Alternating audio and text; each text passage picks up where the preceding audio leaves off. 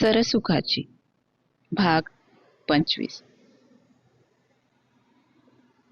प्रभाकररावांच्या अचानक निघून जाण्यानं गौरी पुरती खचली होती. सुलभाताईंचे हालही गौरीपेक्षा काही वेगळे नव्हते. या सगळ्यात स्वप्नील आणि त्याच्या कुटुंबियांनी मात्र मोलाची साथ दिली होती. आपल्या नव्या प्रोजेक्टचं काम बाजूला टाकून स्वप्नील सगळं जबाबदारीनं सांभाळत होता. प्रभाकररावांच्या गोड जेवणाच्या कार्यक्रमानंतर गौरी आणि स्वप्नील परत पुण्याला आले. संध्याकाळ होताना स्वप्नीलनं प्रवासातल्या बागा आतल्या रूममध्ये ठेवल्या. गौरी घरात आल्यावर सरळ बेडरूममध्ये गेली. गौरी, चहा घेशील का? स्वप्नीलनं हॉलमधूनच विचारलं. गौरीनं त्यावर काहीच उत्तर दिलं नाही. गौरी, बाहेर जाऊन थोडं सामान घेऊन येतोय ग. स्वप्नील दारातूनच सांगून बाहेर गेला. त्यांनी घरासाठी थोडं वाण सामान आणि भाजीपाला घेतला. येताना रात्रीचं जेवण पार्सल घेऊन आलं. स्वप्नील घरात पोहोचेपर्यंत अंधार पडला होता. हॉलचा दरवाजा उघडाच होता. स्वप्नील घरात आला. त्यानं घरातले लाईट लावले. गौरीला बोलवायला तो बेडरूम मध्ये गेला. गौरी बेडरूमच्या खिडकीत बाहेर टक लावून बसली होती. गौरी, स्वप्नीलनं तिच्या खांद्यावर हात ठेवला. गौरीला खूप रडू कोसळलं. स्वप्नीलच्या मिठीत शिरून गौरी हमसून हमसून रडत होती. स्वप्नीलनं तिचं मन मोकळं होऊ दिलं, शांत होऊ दिलं. बराच वेळानंतर गौरीचं रडणं थांबलं. स्वप्नीलनं तिला बळजबरीनं थोडं खाऊ घातलं. पोटात अन्नाचा कण पडल्यावर मात्र गौरी एखाद्या लहान मुलासारखी पटकन झोपली. प्रभाकरराव गेल्यापासून तिच्या डोळ्याला डोळा लागला होता. दुसऱ्या दिवशी गौरी उठली तर स्वप्नील तिच्या आधीच उठला होता. गौरी उठेपर्यंत त्यानं दोघांसाठी डबा तयार करून घेतला. गौरी, चल आटोप लवकर. आजपासून परत ऑफिस जॉईन करायचं आहे ना. चल, मी तुला ऑफिसमध्ये सोडून देतो, स्वप्नील म्हणाला. त्यानं दोघांचे चहाचे कप डायनिंग टेबलवर ठेवले. गौरीने कसा बसा चहा घेतला आणि ऑफिसला जायची तयारी केली. आधीच शांत असणारी गौरी प्रभाकररावांच्या जाण्यानं अजूनच अबोल झाली होती. दिवस पुढे सरकत होते आणि निसर्गाचं चक्र बरोबर फिरत होतं. एक दिवस गौरी नेहमीप्रमाणे सकाळी उठली.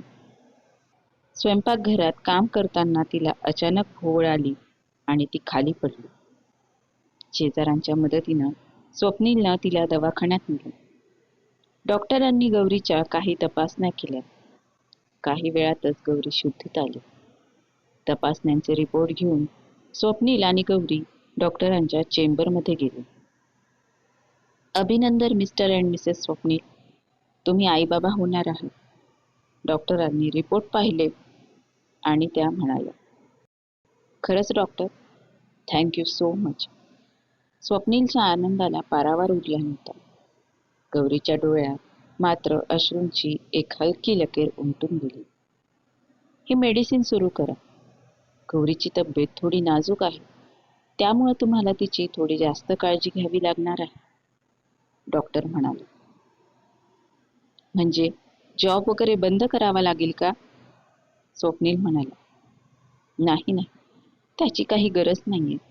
खूपच जास्त स्ट्रेस असेल तर जॉब बंद करू शकता, डॉक्टर म्हणाले. नाही डॉक्टर, एवढा काही ताण नसतो, गौरी म्हणाली. गुड, मग पुढच्या महिन्यात येताना या टेस्ट मी लिहून दिल्यात त्या करून या, डॉक्टर म्हणाले. पुढच्या महिन्यात कशाला? उद्याच करतो सगळ्या टेस्ट.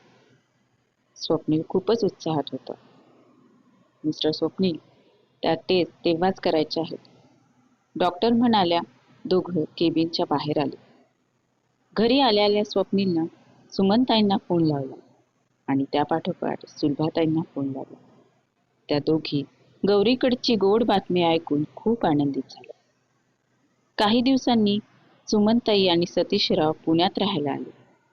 गौरीची काळजी घेण्यासाठी स्वप्नीलनं मुद्दाम त्यांना बोलवून घेतलं होतं.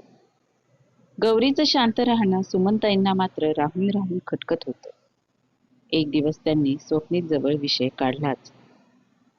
स्वप्नील, बरेच दिवसापासून तुझ्यासोबत एका गोष्टीवर बोलेल म्हणतो. सुमनताई म्हणाली, काय झालं आई? आणि वाटलं तर बोलायचं ना लगेच? स्वप्नील म्हणाला, गौरीला बहुतेक आम्ही इथे राहायला आलेलो आवडलं नाही. सुमनताई म्हणाल्या, असं का वाटतंय तुला?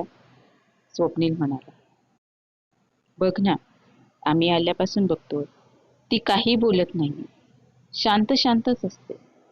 बोललं तरी अगदी मोजकच बोलते. सुमनताई म्हणाली, आई, मुळातच तिचा स्वभाव अबोल आहे आणि तिचे बाबा गेल्यापासून ती जरा जास्तच शांत झाली. तुला सांगतो आई, आम्ही दोघं राहत होतो तेव्हाही ती अशीच शांत राहायची. तिचा स्वभावच आहे. तू काळजी करू नको आणि मनात काहीतरी विचार तर मुळीच आणू नको. स्वप्नील म्हणाला. सुमनताईंनी त्यावर मान डोलवली. गौरीच्या भेटीला अधेमध्ये स्मृती येऊन जात होती. सुलभाताई 8-15 दिवस राहून जात होत्या. सगळेजण गौरीची काळजी घेत होते. गौरीच्या या आनंदाच्या क्षणात तिच्या जवळची व्यक्ती मात्र तिच्यापासून दूर होत गेली होती. ती म्हणजे प्राची. मॅडी, मॅडी, मॅडी, सगळीकडे एकच जल्लोष सुरू होता. ऑडिटोरियममध्ये भरलेल्या खचाखच गर्दीत गौरी मॅडीला शोधत होती. पण मॅडी कुठंच दिसत नव्हता. तेवढ्यात गिटारवरची तार कोणीतरी छेडली. गौरीचं लक्ष स्टेजकडे गेलं. गौरी धावतच स्टेजवर गेली, पण स्टेजवर कुणीच नव्हतं. सकाळी 6चा अलार्म वाजला आणि गौरी झोपेतून खाडकन उठली. तिनं अलार्म बंद केला. पलंगावरून खाली उतरताना तिला चक्कर आली आणि ती 2 मिनिटं तिथंच बसली. आपल्या थोडूशा पुढे आलेल्या पोटावरून तिनं हळूच हात फिरवला. कुठं आलंय आयुष्य? काय विचार केला होता? काय स्वप्न पाहिली होती? सगळंच अनपेक्षित होतं. मल्हार मल्हार तर नाहीच सोबत, पण माझ्या आयुष्यातली सर्वात आनंदाची बातमी माझ्या प्रिय मैत्रिणीला सुद्धा माहीत नाही. मी माझ्या आयुष्यात जगताना एक पाऊल पुढं टाकलंय. ह्यावेळी प्राची तू सोबत असायला हवं होतं. गौरीनं विचार केला. प्राचीला परत जाऊन भेटावं असं गौरीला खूप वेळा वाटलं, पण गौरीचा इगो सतत समोर येत होता. मी फोन केला नाही तर तिनेही फोन करू नये का एखादा? माझ्या बर्थडे दिवशी मलाच भांडले आणि परत काही बोलणंही नाही. मी कशी आहे काही साधी विचारपूसही करू नये का तिने? गौरी प्राचीबद्दल विचार करायची आणि कितीदा तरी तिचा नंबर डायल करून फोन न लावताच मोबाईल बंद करून ठेवायची. बघता बघता 9 महिने असे भरकन निघून गेले. गौरीला प्रसूती वेदना सुरू झाल्या आणि गौरीनं एका गोंडस मुलाला जन्म दिला. 12व्या दिवशी त्या बाळाला पाळण्यात घातलं आणि गौरीनं मोठ्या हौशीनं त्याचं नाव ठेवलं शर्विल. शर्विलच्या बाललीला बघण्यात गौरीचा दिवस आणि रात्र कसे सरून जायचे हे तिलाही कळायचं नाही. बघता बघता हळूहळू पालथा पडणारा शर्विल दुडदुड धावायला लागला. घरभर गुंजणारे त्याचे बोबडे बोल कधी इंग्रजीच्या राईम म्हणायला लागले. गौरीला कळलं देखील नाही. ऑफिस, घर, शर्विल ह्यात 4 वर्ष लोटली आणि गौरीला दुसऱ्या बाळाची चाहूल लागली. यावेळी तरी मुलगी झाली पाहिजे असं गौरीला खूप वाटायचं. संपूर्ण 9 महिने तिनं मुलीचाच विचार केला होता आणि देवानं यावेळी तिची प्रार्थना ऐकली होती. सान्वीच्या रूपात घरात लक्ष्मी आली होती. सान्वीच्या जन्मानंतर स्वप्नील गौरीचं स्वतःचं घर, गाडी सगळं झालं होतं. गौरीचं आयुष्य आता 2 लेकरांवरती केंद्रित झालं होतं. या सगळ्यात स्वप्नीलची साथ होती, पण सुमनताई आणि सतीशरावांनी देखील घरातली बरीच जबाबदारी घेतली होती. त्यांच्या साथीने गौरी घर, ऑफिस, मुलं हे सगळं अगदी सहज सांभाळून नेत होती. काळ जर पुढे जात होता गौरीला मल्हारचं स्वप्न अधूनमधून पडून तिच्या मनातल्या मल्हारच्या अस्तित्वाची जाणीव तिला करून देत होतं. बघता बघता जान्हवी 6 वर्षांची झाली होती आणि शर्वे 10 वर्षांचा.